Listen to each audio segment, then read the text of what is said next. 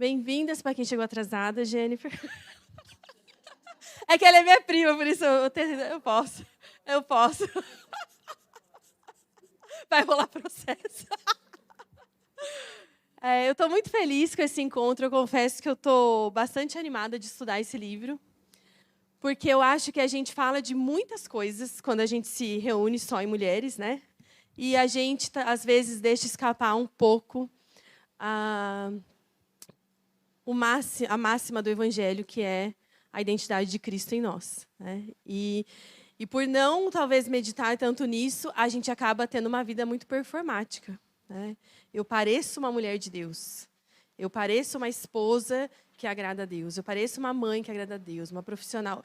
Tudo na nossa vida vira uma grande performance, quando a gente não parte do ponto central. Eu sou discípula de Cristo.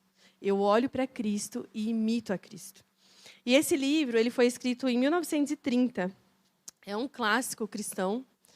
Foi muito vendido já. Eu achei esse livro num sebo, eu não conhecia esse livro. E quase não comprei. Aí um amigo meu do seminário falou, você não vai ficar? Eu falei, vou. Porque se ele falou, se ele quer, é porque é bom. Nem sabia do que se tratava. Falei, vou ficar. Ele, nossa, esse livro é um clássico, não sei o quê, depois você me empresta. E aí, realmente, quando eu li, eu fui esmagada pela verdade do Evangelho, assim, muito confrontada por essa vida, às vezes, muito de aparência que a gente leva, né? E toda essa parafernália que a gente acrescenta na vida cristã e acaba perdendo a beleza de termos um homem, né, Jesus, que é a expressão exata de Deus e quem nós podemos olhar e imitar. Então, essa mensagem de hoje, ela aborda os 3 primeiros capítulos. Ele tem capítulos bem curtinhos. A gente tem um ali na nossa livraria, que está aberta, por sinal, tá? Se vocês quiserem comprar algum livro. Tem um dele lá, acho que está R$20. Eu trouxe alguns, mas já foi tudo. E se depois alguém quiser, a gente pode fazer encomenda. E eu busco lá na distribuidora e trago para vocês. Ele é bem fácil de ler e os capítulos são bem curtinhos.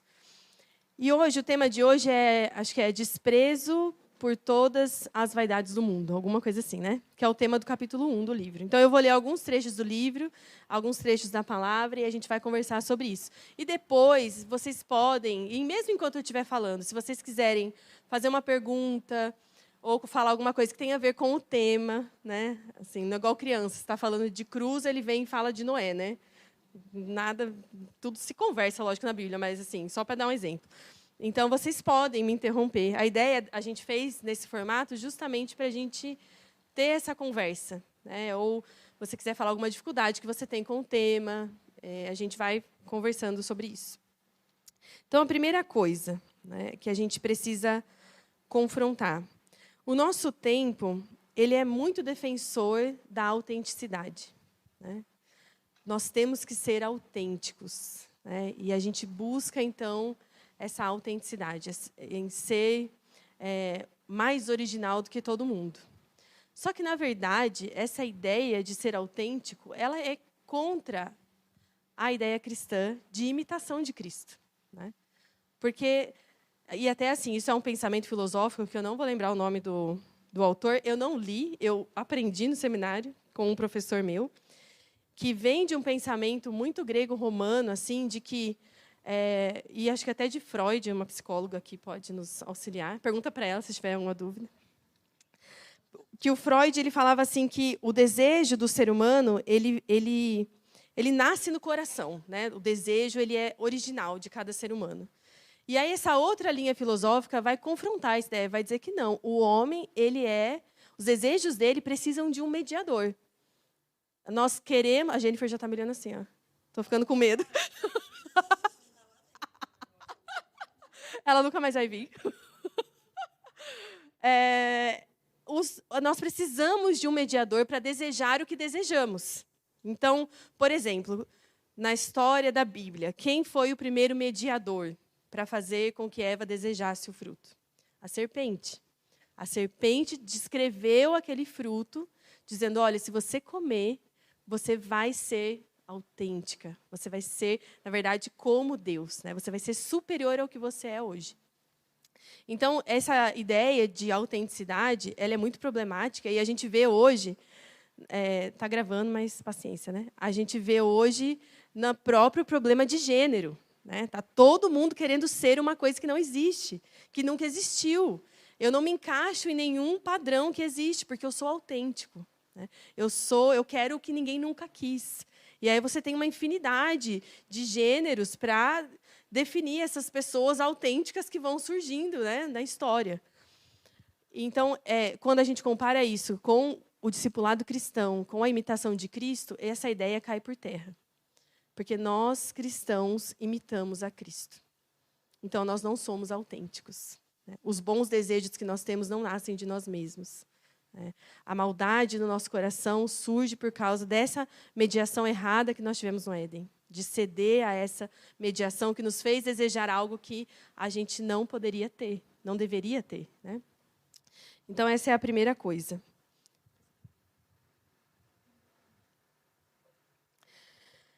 Então, a gente entende isso, certo? E a gente aprende muito por imitação. A gente vê os nossos filhos. Os nossos filhos aprendem a falar ouvindo a gente falar. E eles acabam se comportando muito como a gente se comporta. Por onde que eles aprenderam? Pela imitação. Como nós vamos aprender a ser como Cristo? Olhando para Cristo e imitando o exemplo dele. E aqui no livro, eu vou ler agora alguns trechos, e a primeira coisa que eu quero falar com vocês é o esforço que esse livro sugere e que a própria Bíblia sugere que a gente faça. Eu vou ler aqui com vocês. Vamos abrir lá em Efésios 4. Vocês estão entendendo, gente? Sim. Sim, professor.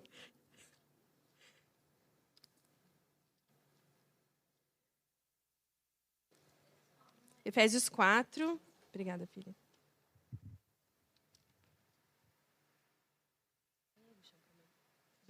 Do 20 ao 24.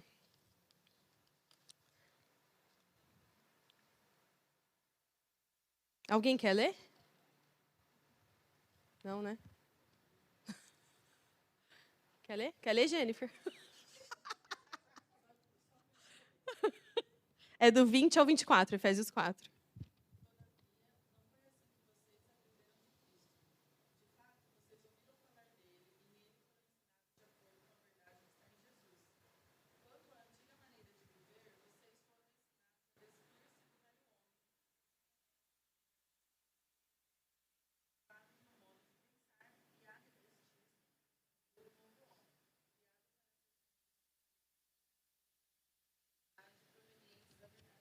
Isso. Então, a gente vai falar muito sobre vaidade hoje, né? E um pouco acima ele fala sobre os gentios que vivem na vaidade dos próprios pensamentos. E aí, quando ele vai falar com os cristãos, ele fala, o Paulo está dizendo, né? Vocês não são assim, vocês não deveriam ser assim. E aqui no livro, o autor, logo no começo, ele diz assim, ó, no capítulo 1, página 17, que nosso principal esforço, portanto, seja meditar sobre a vida de Jesus Cristo.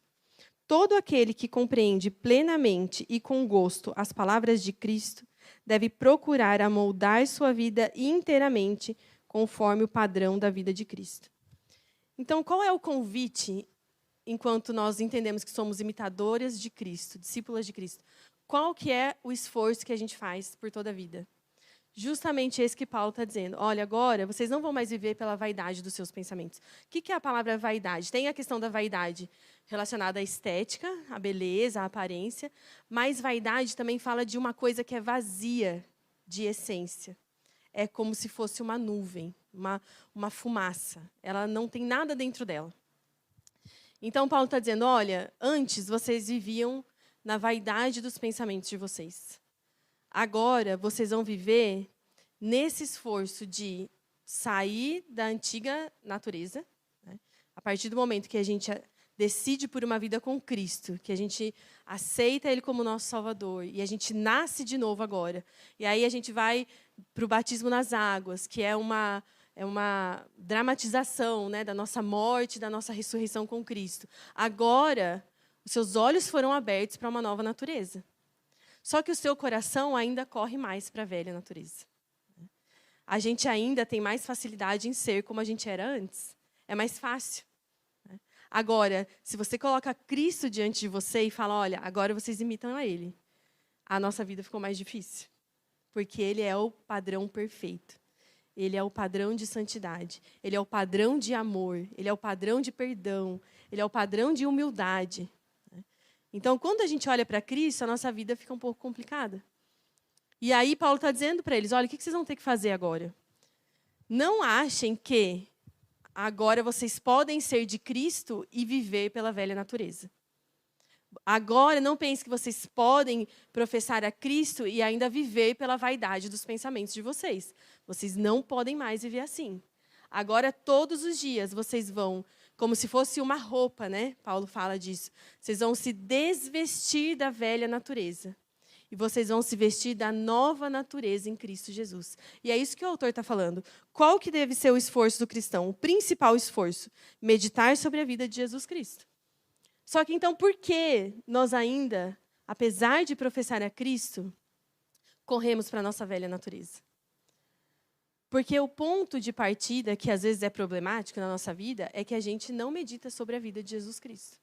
A gente está indo para a palavra de Deus buscando respostas automáticas, rápidas. Né? A gente está indo para a palavra de Deus como a gente vai para um tabuleiro de tarô, por exemplo. Né? Ou como se alguém fosse ler a nossa mão. Só vai dizer para mim o que eu tenho que fazer para alcançar isso, isso e isso. Só que a vida cristã não é a respeito disso. O convite de Jesus para nós é: venha comigo, morre para esse mundo e nasça nessa nova vida comigo. E agora, como servo fiel, você espere eu voltar, imitando quem eu sou. Percebe que o convite de ser discípulo não fala sobre coisas temporais, mas fala da preparação da noiva. Eu estou sendo preparada enquanto noiva para encontrar com o meu noivo. Então, quando eu não medito na vida de Jesus, o Spurgeon vai falar sobre isso. Tem muitos livros, ele fala.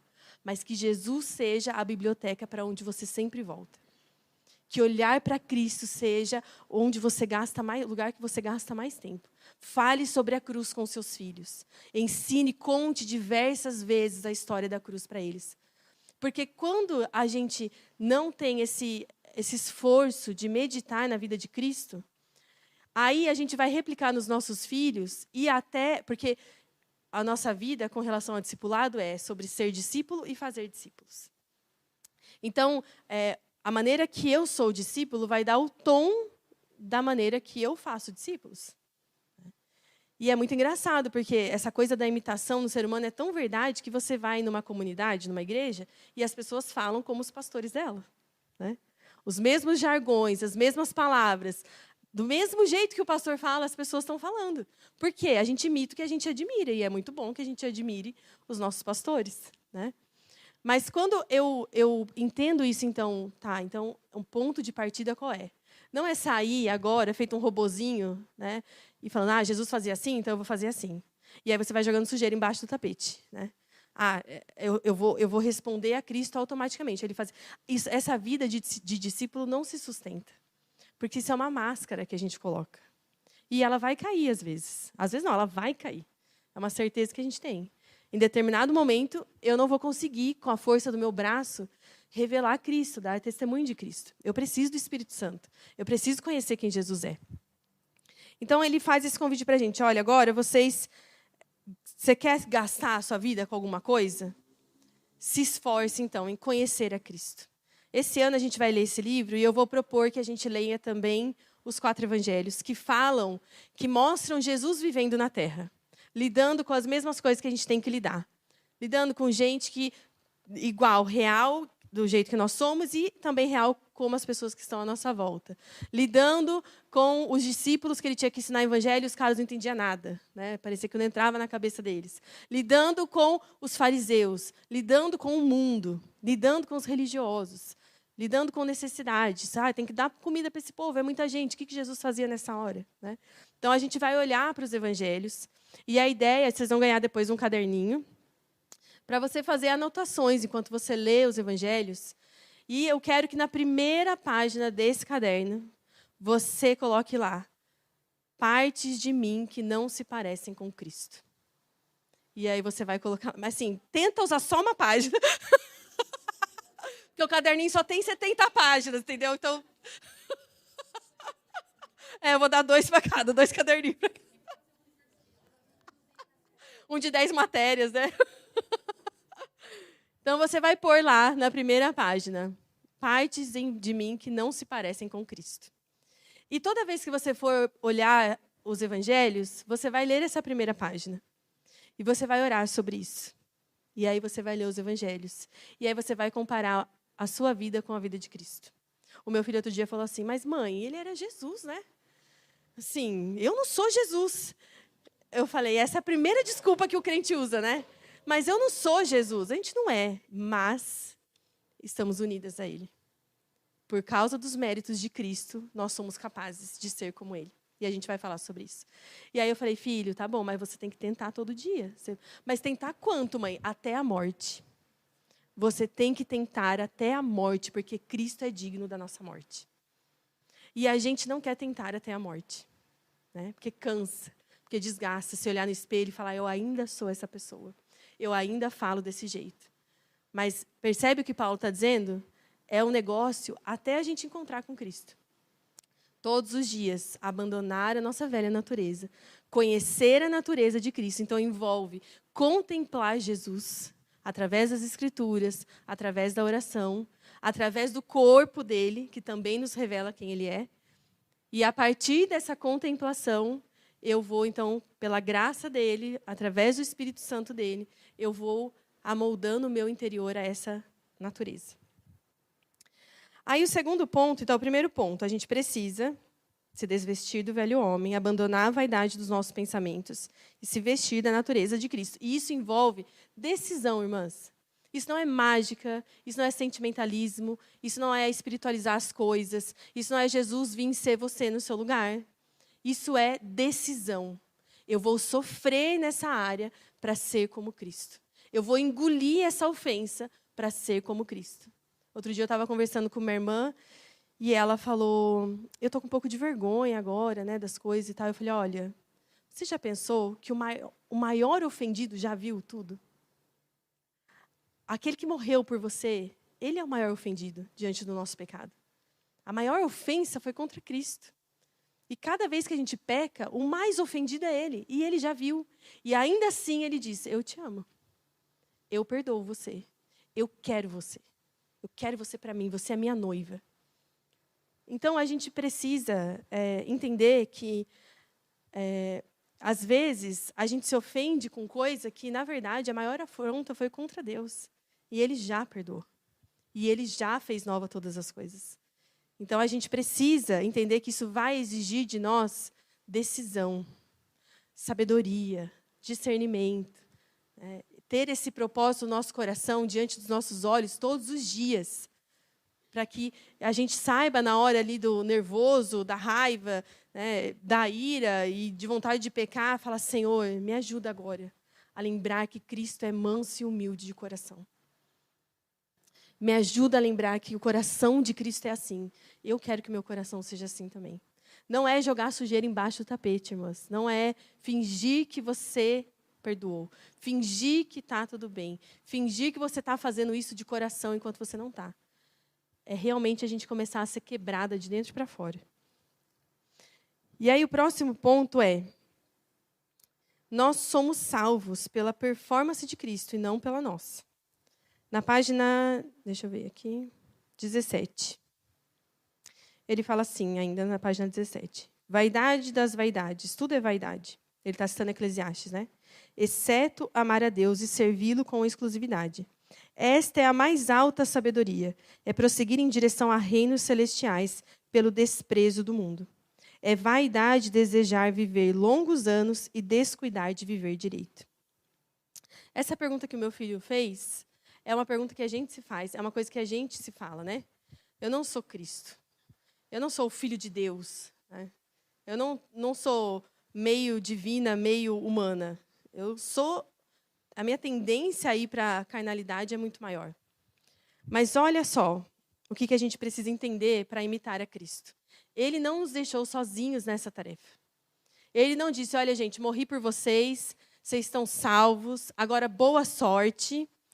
Se virem para ser o melhor que vocês puderem nesse mundo, entendeu? Em algum momento da história eu vou vir buscar vocês, mas também não me importa o estado que eu vou encontrar vocês. Não é assim que funciona o Evangelho. Não é assim que a Bíblia nos conta a história da redenção. Ele não é um Deus que está lá no céu, longe, olhando para a gente e coçando a cabeça, né, com as nossas atitudes. Ele é um Deus conosco. Ele é um Deus que está, que participa, que fortalece, que confronta, que chora com a gente. Então, eu preciso entender a maneira pela qual eu fui salva. Nós não éramos bonzinhos. A igreja não é assim, é o povo bonzinho, é o menos pior do mundo. Então, a gente pegou o menos pior, e Deus pegou o menos pior, colocou dentro da igreja e falou, agora para esses aí eu vou voltar. Não é isso. Nós não somos diferentes do resto da humanidade. Claro que a Bíblia vai dizer que nós somos a primícia da nova criação. Então, o mundo deve olhar para a igreja e ver diferença. O mundo deve olhar para uma mulher cristã e ver diferença, porque nós estamos dando testemunho, nós somos anunciadores do Evangelho. Agora, quando a gente olha para si mesmo, a gente não pode ter essa ideia. Eu sou boazinha. Irmã, a gente não é boazinha coisa nenhuma. A gente é rancorosa, orgulhosa, mal agradecida, preguiçosa, vítima da nossa realidade, da comida que a gente tem que fazer, do trabalho que a gente tem que ir, do trânsito que a gente tem que pegar. É assim que nós somos. Agora, imagina você se dependesse dos nossos méritos para a gente alcançar a salvação das nossas almas. O que é que Deus não tem que eu poderia dar a Ele? Que satisfação que não existe em Deus que eu, Suelen, poderia fazer Deus falar, nossa, eu não tinha isso. Por toda a eternidade, nunca tive isso. Olha, você realmente é o alecrim dourado da humanidade.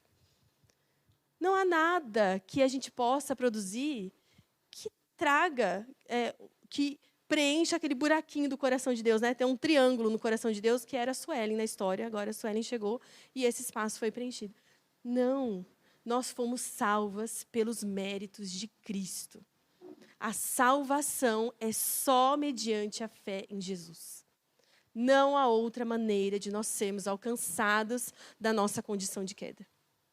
E quando Cristo fez isso, ele fez isso completo, uma obra completa. Ele disse, olha, eu vou me fazer, e 2 Coríntios 5 vai dizer isso, né? E Jesus foi feito pecado em nosso lugar. Então, olha o que Deus fez. Ele olhou para Jesus e deu para Jesus o que nós merecíamos. E agora ele olha para nós e dá para nós o que Jesus merece. Porque quando Jesus ora por nós, ele diz, para que você ame a eles como você me ama. Deus está dizendo, da mesma medida que você me ama, Deus, você vai amar aqueles que você me deu. Então você percebe a questão da substituição, da morte substitutiva de Cristo? Não foi por menos, foi para que Cristo pudesse, para que a gente pudesse, de uma maneira inexplicável, porque nenhum teólogo vai explicar para a gente como a gente está unido a Cristo.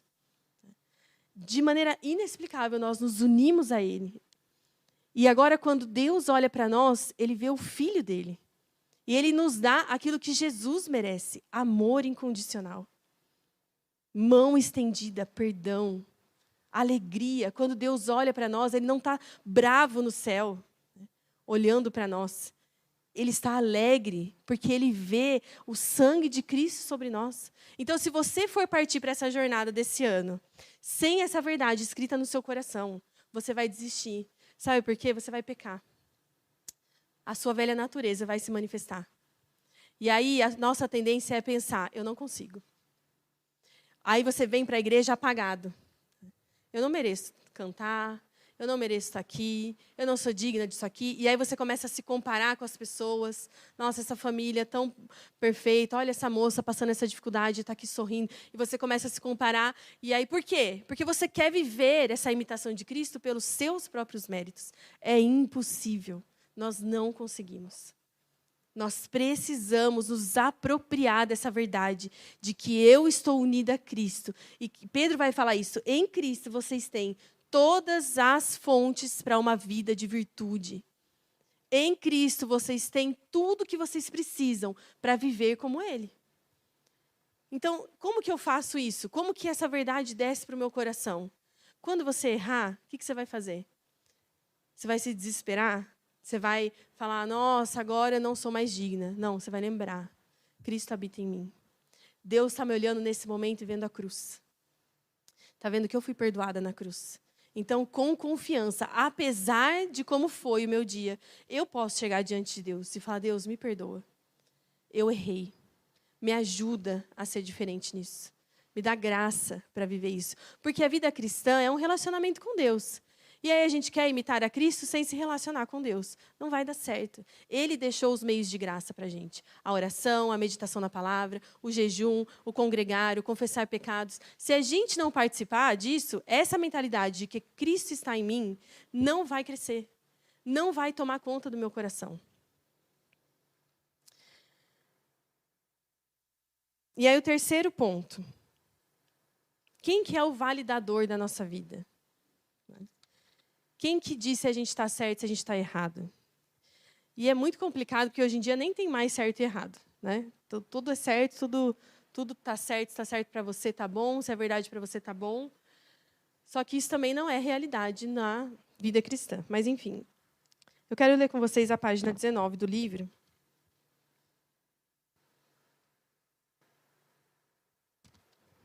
Que ele diz assim, ó.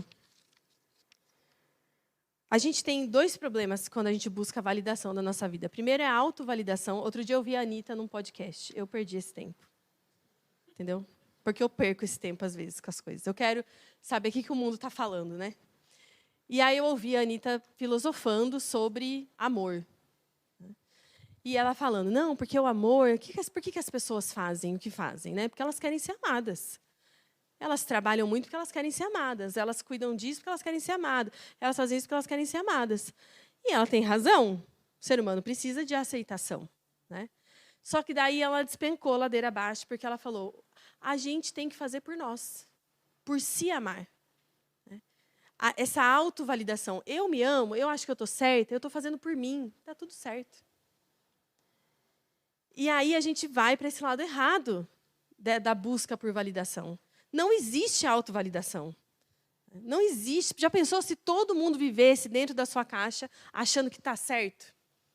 Não, eu sou assim, eu estou certa assim, eu me amo, eu me valorizo, eu me apoio. Né? É igual aquela música da Miley Cyrus, que fez Super Miley. Obrigada, Jennifer. Vocês já pararam para ouvir essa música? Eu estava maior sucesso nessa música, aí eu fui ouvir. Não ouçam essa música, tá, gente? Ela é terrível. Ela é totalmente anticristã. Ela diz assim, eu posso me dar flores. Porque ela está falando de um relacionamento que ela tinha, que não acabou. E aí ela está dizendo, eu posso me dar flores. Eu posso segurar a minha própria mão. Eu posso me levar para dançar. Eu posso me amar melhor do que você fazia. Meu Deus, é até burra essa letra, né? Porque eu já imaginei uma pessoa segurando a própria mão. Tipo assim, né? Ridículo, fazendo o quê segurando a própria mão? E o mundo está nos levando para esse lado. Você se acha certa? Você acha que você tem razão? Então, tá bom, é disso que você precisa. Não, irmãs, não é disso que a gente precisa. Nós somos feitos para viver em comunidade, para viver com outras pessoas. Nós precisamos da validação de outros também. Nós precisamos da validação da nossa família, dos nossos amigos. É muito bom esse cuidado. A comunhão cristã, ela é muito mais profunda do que a comunhão do mundo, por exemplo. Porque ela vai trazer esse confronto em algum momento. Essa não validação. Alguém vai virar para a gente e vai dizer, você não está certo, irmão. Você está fora dos padrões de Deus. Você precisa se arrepender e voltar para o caminho. A comunhão cristã exige esse cuidado. Então, a gente tem que fugir desse pensamento. E a imitação de Cristo, ela combate essa ideia. Você acha que você está certo? Não, nós temos um exemplo para imitar. Ele está certo. Cristo é o alvo da minha vida, é o alvo da maneira de fazer as coisas como eu faço, é olhar para Ele. E, por outro lado, a gente também é muito levado pela validação exagerada das pessoas, né? Aí eu sempre preciso ser validado por outras pessoas. E qual que é o problema disso? As pessoas podem te manipular e as pessoas vão morrer. E aí, se essa pessoa não estiver mais aqui, o que vai te validar? O que vai te dar identidade? O que vai dizer para você o que você deve ou não fazer? Às vezes, a gente se apoia de maneira exagerada no marido, nos filhos, né?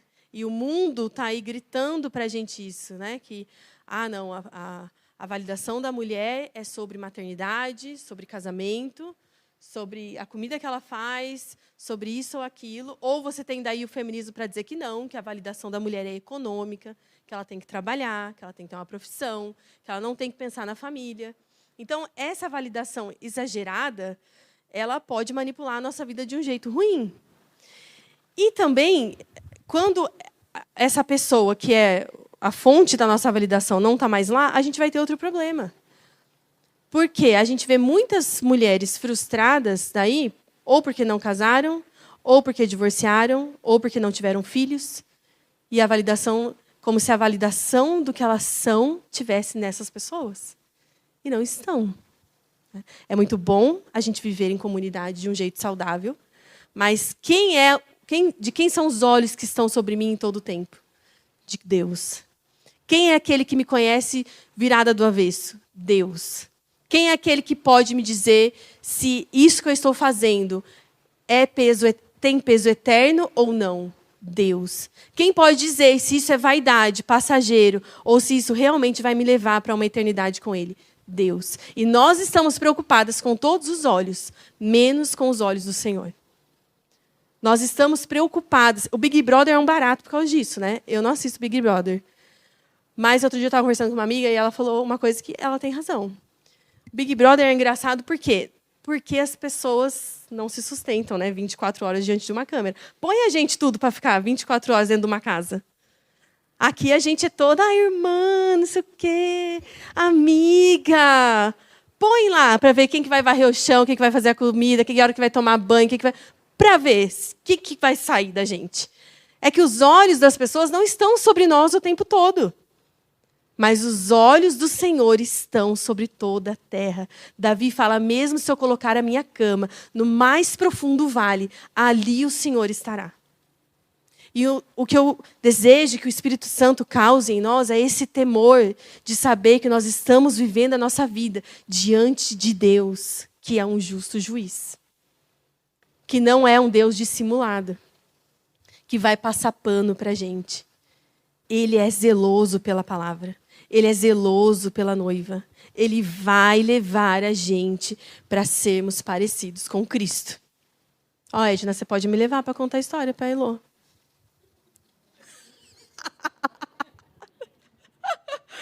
Contadora de história. Ai, tadinha. Ela está meditando lá. É verdade. Então, eu já estou terminando, tá, gente?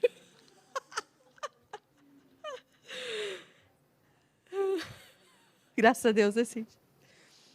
Então, a gente precisa buscar a validação daquele que é digno de nos validar. Daquele que morreu por nós. Se preocupe, sim, com o que o seu marido acha. Se preocupe, sim, com o que os seus pais acham. Se preocupe, sim, com aqueles que cuidam de você na igreja, a maneira como o que eles acham sobre as decisões que você tem tomado. Ouça. Mas cuidado, irmãs, para a gente não querer essa validação exagerada das pessoas. E, por outro lado, desprezar os olhos do Senhor, que estão sobre nós o tempo todo. E para terminar, falta só meia página. Para terminar, eu quero falar de Eclesiastes, porque nesse primeiro capítulo o autor vai falar muito sobre Eclesiastes. E lá em Eclesiastes, Salomão fala, né, que tudo é vaidade, vaidade, vaidade, tudo é vaidade. E aí tem um verso que ele fala, descobri que tudo é vaidade debaixo do sol, na maneira que se vive debaixo do sol.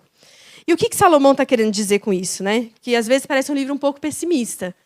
Tudo é vaidade. A velhice, o trabalho, o dinheiro, a riqueza, a sabedoria. Ele vai definir todas essas coisas debaixo do sol como vaidade. E Salomão foi um homem muito rico, realmente um homem muito sábio, né? Deus deu para ele muita sabedoria. Foi um homem que, na época dele, Israel se tornou um país riquíssimo. As moedas de prata ficavam jogadas no chão na época de Salomão. Não teve um Deus assim, um rei em questão de governo próspero, tanto que reis de outros lugares vinham para ver as riquezas de Salomão. E ele chega no fim da vida com um homem que tinha muitas mulheres, que depois, no fim, acabou indo para a idolatria a outros deuses. E ele chega no fim da vida e ele fala, gente, tudo é vaidade debaixo do sol. E qual que é a ideia de Salomão? É fazer a gente pensar que nada vale a pena? Não vale a pena trabalhar, não vale a pena cuidar da saúde, não vale a pena ter família. Não é isso. Não é esse o intuito de Salomão. Porque no fim de Eclesiastes, lá em Eclesiastes 12:13, ele vai falar que o papel de todo homem é obedecer a Deus, é ter temor do Senhor. Então, o que Salomão vai dizer? Ele fala, olha, se você tiver uma vida na perspectiva debaixo do sol, só olhando para coisas temporais, para a vida como ela é, no fim você vai olhar e vai ver que tudo que você trabalhou, quem vai desfrutar vai ser outro, porque você vai morrer. Essa busca por fama, por exemplo, alguém aqui sabe o nome de todos os Beatles da banda? E os caras eram uma explosão no mundo da época deles. E algumas gerações depois, eles eram de quando? 60, os Beatles? Nem tanto tempo assim. A gente nem sabe falar o nome dos caras. Né? A gente vai passar. Você um dia vai ser um tataravô que ninguém sabe o nome. Entendeu? Você vai ser um desconhecido, um amado desconhecido para sua família. Os meus netos que não sabem de mim, que olha, vou ficar muito nervosa. Mas os meus tataranetos não vão saber quem era Sui, como eu gostaria, talvez.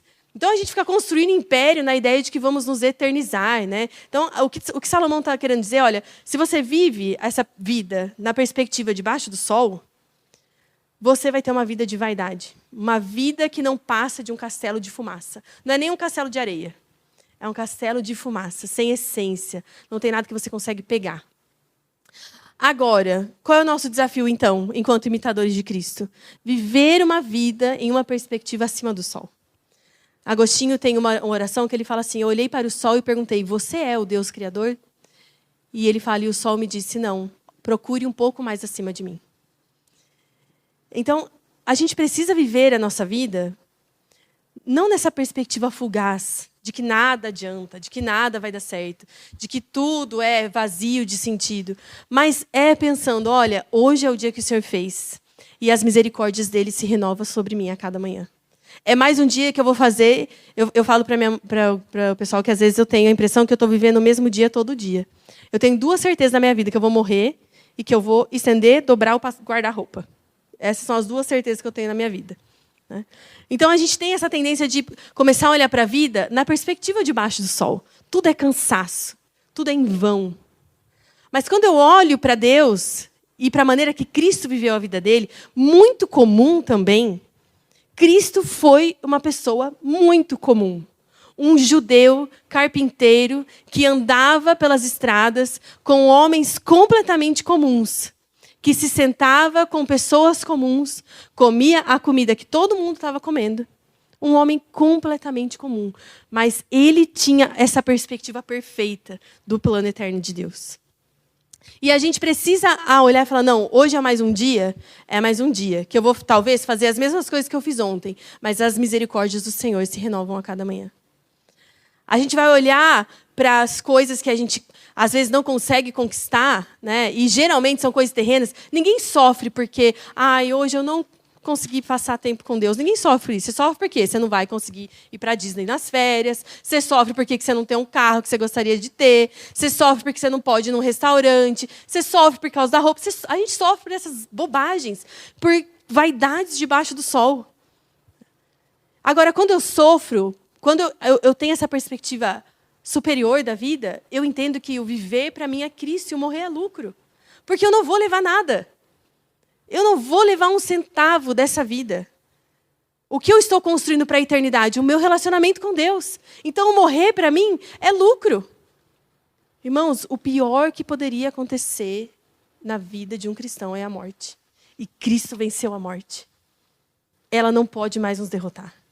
Depois da morte, nós estaremos com Ele. Então, quando eu tenho essa perspectiva de que existe um Deus no céu olhando para mim, que me enviou Cristo para morrer no meu lugar, para tomar o que eu merecia no meu lugar, e agora, quando Ele olha para mim, Ele me dá o que Jesus merecia, quando eu penso nessas coisas, e o que eu entendo... Vocês estão me ouvindo? Que eu entendo que não é só isso, que existe uma vida para mim na eternidade, que eu estou num caminho eterno, não vai ter fim. Tozer tem um livro que eu ainda não li, mas que eu quero muito ler, que chama O Diálogo Eterno. Você percebe que você olha para a sua vida e, de repente, a morte é um muro que acabou, né? E aí a gente vive nessa perspectiva. Mas se você olhar o seu caminho eterno, pensa como você vai viver diferente. Quando você olhar que Jesus está te esperando lá do outro lado, pensa como você vai viver diferente. Porque Ele está lá te esperando. E você não quer sair da mira dEle. Você não quer sair da direção dEle. Você quer continuar. Então você vai se desvestir da sua antiga natureza e se vestir da natureza de Cristo. Você vai parar de viver por vaidades. E o último ponto que eu quero falar, que assim, mulher é muito boa nisso. Eu nem sei porque que eu vou falar nisso, afinal de contas, né? Porque a gente é ótima. A gente é muito boa em colocar os outros em primeiro lugar. Se achar menos. Não é não, gente. Não é não, porque a gente cuida dos nossos filhos fazendo o quê? Reclamando. Nossa, eu estou dando a minha vida por essa criança. A minha vida é tão valiosa, tão mais importante. E eu estou aqui dando a minha vida por essa criança. A gente está. Ou, às vezes, você vai falar com uma amiga e você fala o quê? A amiga te conta um problema e você fala, e eu, então? Nossa, estou num negócio que você não imagina. Imitar a Cristo exige que você se coloque em segundo lugar. Primeiro, pelo próprio ato de imitar a Cristo, porque Ele vai estar sempre em primeiro lugar. E segundo, porque foi isso que Cristo fez. Ele colocou outras pessoas em primeiro lugar. Ele era o primeiro que servia. Ele era o primeiro que dava, que estendia a mão, que perdoava. E nós somos juízas, né? Nós julgamos tudo e todos à nossa volta, o tempo todo. E qual é o nosso ponto para julgar? Da onde que a gente parte? Do nosso valor. Só que o que a Bíblia nos ensina? Paulo fala sobre isso. Dê mais valor aos outros do que a si mesmo. E isso é loucura para o mundo. É loucura você dizer isso para o mundo. O mundo vai dizer, não, você em primeiro lugar. Inclusive, usam até o segundo mandamento para falar isso. Você tem que amar os outros como você ama você mesmo. Então, você tem que se amar muito. Claro que eu amo a minha vida. Eu estava discutindo isso com o Eric outro dia. Pensando, não discutindo, mas falando sobre isso. Todo mundo se ama. Né? As pessoas que se suicidam, elas chegam no vazio do amor próprio. Realmente. Mas a verdade é que, no geral, todo mundo se ama. A gente ama a própria vida. A gente preserva a própria vida.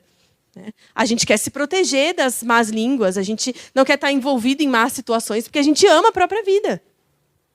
Só que, no momento de imitar a Cristo, nós precisamos sim amar a nossa vida.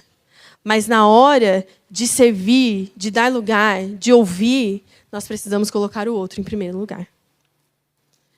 Nós precisamos entender. E o autor, eu não vou ler porque a gente já vai acabar. Mas o autor, ele fala sobre isso.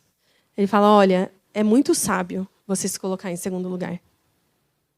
É muito sábio você dar valor para o que as pessoas estão dizendo para você. É muito sábio você ouvir o problema das pessoas interessado de verdade. Às vezes a gente ouve o problema dos outros já assim, armado, né? Ah, mas eu vou jogar esse versículo na cara dela. Vou mostrar para ela que ela não é crente coisa nenhuma.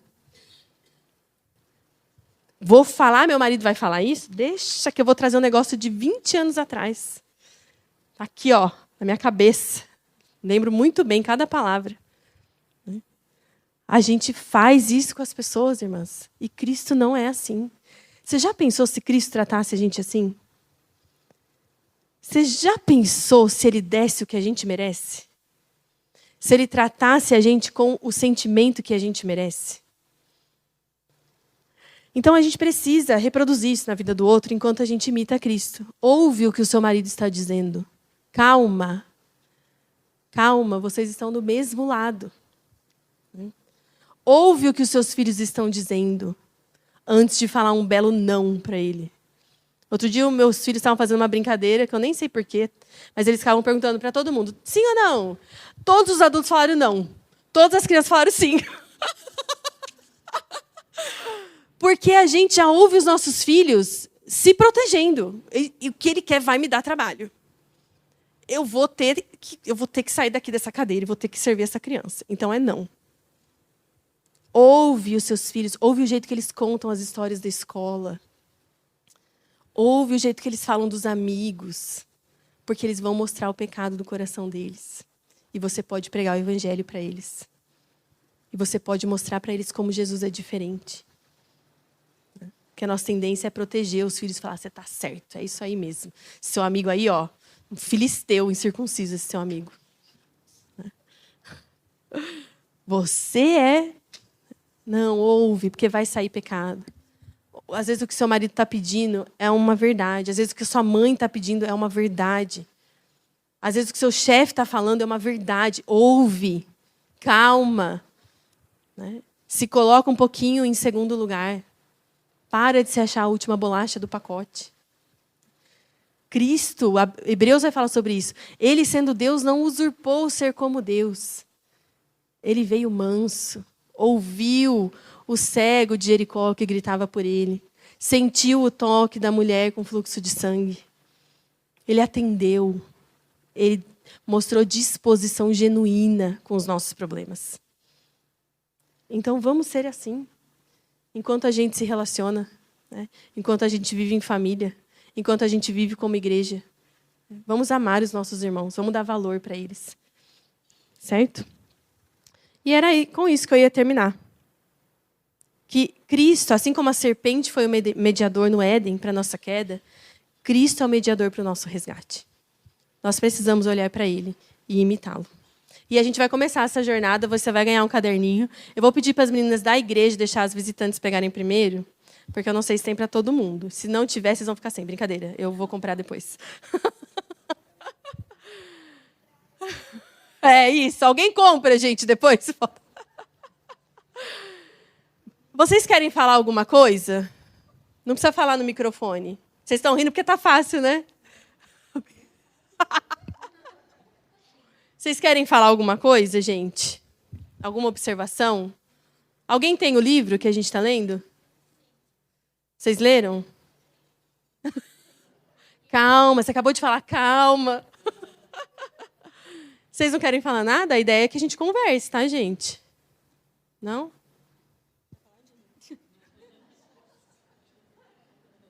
Vocês têm alguma dúvida? Não, né? Vocês querem pedir oração para alguma coisa? A gente vai orar. Você quer pedir alguma oração?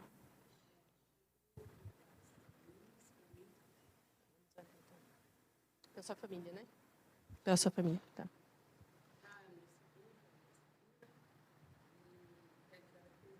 Ah, tá.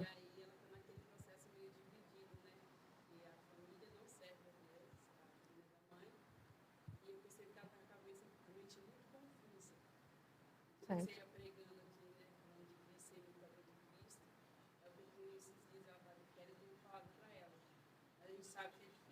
Sim. É.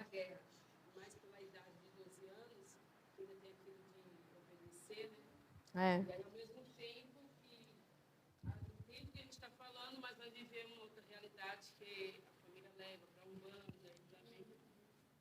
Como é o seu nome? Alana? Rayane, tá bom. Então vamos orar pela Rayane. E vamos orar por todas nós, né? Porque a gente vai ter esse ano aí muito desafiador. Mas eu tenho muita esperança que a gente vai realmente olhar para trás depois e vai falar, nossa, como eu era diferente de Cristo. Né? Como agora o Senhor está trabalhando em mim. Vamos orar? Senhor, nós te agradecemos, Pai, pela Tua palavra. Senhor, nós te agradecemos porque nós não estamos sozinhas. Nós não estamos abandonadas. O Senhor não é um Deus distante. Senhor, eu peço que, nós pedimos que esse ano o Senhor traga novas definições para nós. De grandeza, de amor, de felicidade, de prosperidade, de sabedoria. Que o Senhor redefina todas essas coisas, Pai. Que o Senhor tire e nos ajude a tirar as definições seculares que nós adotamos a respeito dessas coisas. E que o Senhor nos ajude a trazer uma definição cristocêntrica, Pai. Porque a mensagem da cruz, a obra da cruz, é o que sustenta a vida cristã. E nós queremos, Senhor, pensar a respeito da vida a partir da cruz de Cristo, da ressurreição de Cristo, da vida de Cristo em nós. Ajuda-nos, Senhor, a dominarmos a nossa língua, a dominarmos, Senhor, o nosso gênio, a dominarmos as nossas motivações do coração. Nos ajuda, Senhor, enquanto nós nos relacionamos com o nosso marido, com os nossos filhos, com os nossos pais, com as nossas irmãs, no trabalho. Senhor, que o Senhor seja esse mediador real na nossa vida, que mexe na nossa vida de verdade, que tem espaço de verdade, que é o alvo do nosso amor de verdade, Senhor. Faz uma faxina na nossa vida durante esse ano, Pai. Tira, Senhor, os deuses que nós levantamos para nós. O Deus da igreja, o Deus do ministério, o Deus dos achismos, o Deus do dinheiro, o Deus da carreira, o Deus da beleza, o Deus da perfeita maternidade. Senhor, nos tira esses deuses da nossa vida. Nós queremos olhar para o Senhor e ser como o Senhor é. Nos ajuda nesse processo. Levanta, Senhor, nesse lugar, vínculos profundos, amizades verdadeiras, Pai. Que nós tenhamos o ombro para reclinar a nossa cabeça, para abrir o nosso coração. Que isso surja no nosso meio, Senhor, na medida que nós aprendemos a te imitar. Que isso surja, Senhor, esse ouvido atento, esse interesse genuíno pela outra, Pai. Aquela oração que a gente fala que vai orar e ora mesmo. Gera isso no meio das minhas irmãs, Senhor. Esse vínculo cristão, essa comunhão cristã verdadeira, Pai. Que não tem inveja, que não se alegra com a dor do outro. Que não tem justiça própria, Senhor, mas que vai aplicar a Tua palavra nas feridas umas das outras. Que vai chorar junto, que vai lamentar junto, Senhor. Levanta nesse lugar um povo que se parece com o Senhor, Pai. Discípulas de Cristo verdadeiras, que não se encantam com o mundo. Que não se encanta, Senhor, com as ofertas desse mundo. Com as propostas, Senhor, de fama, de influência. Levanta nesse lugar, Senhor, mulheres dedicadas à palavra. Mulheres que passam tempo com o Senhor e que vão receber do Senhor a revelação da Escritura. Acalma o nosso coração, Jesus tão agitado. O nosso coração tão atarefado. Tão cheio de listas, Pai. As nossas mesas estão cheias de listas de coisas que nós temos que fazer, Jesus. E nós não temos dado espaço para o Senhor. Perdão, Senhor. Nós não temos olhado para Cristo. Nós não temos, Senhor, nos importado com os Teus olhos sobre nós. Nós estamos vivendo a vida na perspectiva debaixo do sol, onde tudo é vaidade. Onde tudo é para nós. Eleva os nossos olhos, Jesus. Para onde vem o nosso socorro? Nos faz lembrar da Tua presença. Quebra as barreiras do nosso coração, das muitas ocupações. Senhor, nos leva para águas tranquilas, onde nós podemos beber da água com segurança. Nos leva para a Tua presença, onde existem águas tranquilas, onde o Senhor vai falar com a gente e nós vamos Te ouvir. Onde nós não vamos ter medo do amanhã, Senhor. Nós não vamos nos sentir desamparadas, porque nós vamos Te encontrar. Nós vamos encontrar o maior amor. Nos ajuda, Senhor, a crescer nesse amor pelo Senhor. Toma essa igreja nas tuas mãos. Toma as mulheres dessa igreja nas tuas mãos. Que a gente fale diferente, Senhor. Que a gente pense sobre as nossas irmãs de uma forma diferente. Que as nossas mãos estejam estendidas para ajudar, para suportá-las quando elas estiverem fracas. E que o Senhor encontre espaço, Jesus. Encontre espaço na nossa vida, Pai. É isso que nós te pedimos em nome de Jesus. Amém. Amém. E é isso. Agora a gente vai comer, vai conversar. E a gente vai se encontrar uma vez por mês para falar do livro. Vou orar pela Rayane, eu esqueci, perdão. Senhor, nós oramos pela Rayane, Pai, que passou por esse momento de perder a mãe numa idade tão nova. Senhor, cuida do coração dessa menina. Que ela cresça, Senhor, na certeza de que ela tem um pai no céu. Ela não está órfã. Ela não está sem alguém que olhe por ela, que cuide dela, que atenda às necessidades dela. Ela tem um pai no céu. Que o Senhor se revele a ela como esse pai presente, fiel, que mantém a sua palavra, que cuida dela. Senhor, prepara lá na cidade dela bons amigos que vão dar testemunho de Cristo para ela, que vão ajudá-la a passar por esse processo de luto, que vão amá-la, Senhor, com o teu amor.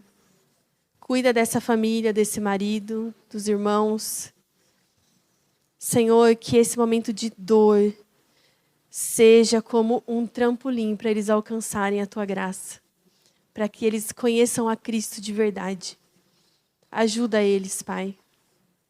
Ajuda a Rayane a passar pelas fases da vida, agora se apoiando no Senhor, no Pai, na família que ela tem, sem se perder de Ti, Senhor. Guarda os caminhos dela.